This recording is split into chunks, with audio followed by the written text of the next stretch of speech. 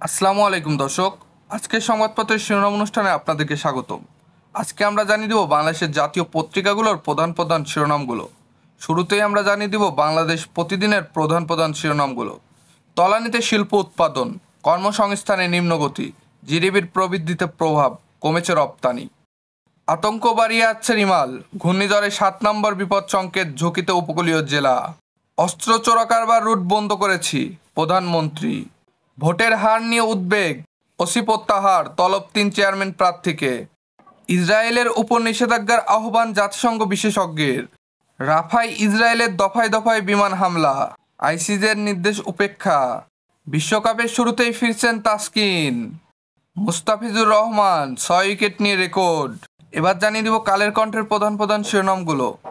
শিল্প উৎপাদনে সর্বনিম্ন প্রবৃদ্ধি, বিনিয়োগ ও কর্মসংস্থানে বিরূপ প্রভাব পড়বে। ঢাকাবাসীকে সুন্দর জীবন উপহার দিতে কাজ করছে সরকার, প্রধানমন্ত্রী শেখ হাসিনা।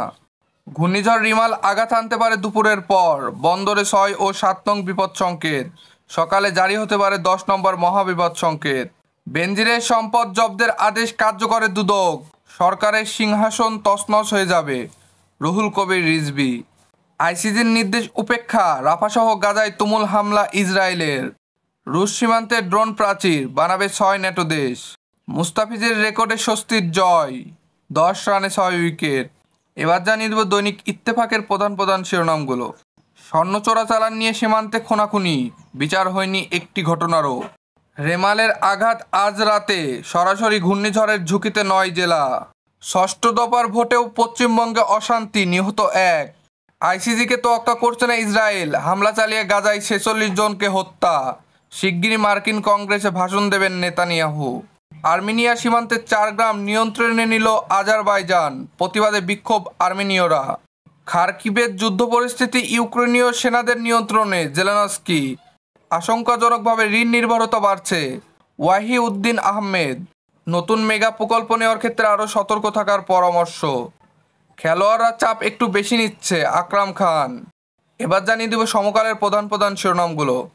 প্রবল শক্তিতে ধেয়ে আসছে রিমাল, কোটি কোটি টাকা খরচ হয় তবু টেকে না বাঁধ। বারিধারায় শাহিনের আরেক জলসাগর, এমপি আজিম হত্যা। কলকাতার খালে জাল ফেলেও মেলেনি লাশ।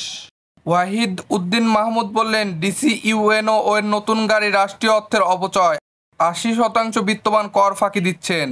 দাম বাড়ানো ছাড়া নতুন উদ্যোগ নেই বিদ্যুতে, ৩ বছরে ১১ ধাপে দাম বাড়বে ৭১%। আইসিজির আদেশের পরও থামেনি ইসরায়েলি হামলা, গাজায় আগ্রাসন। ষষ্ঠ দফা ভোটেও বিক্ষোভ সহিংসতা, ভারতে নির্বাচন। অবশেষে জয়ের দেখা, কলকাতার হ্যাটট্রিক নাকি হায়দ্রাবাদের দ্বিতীয়।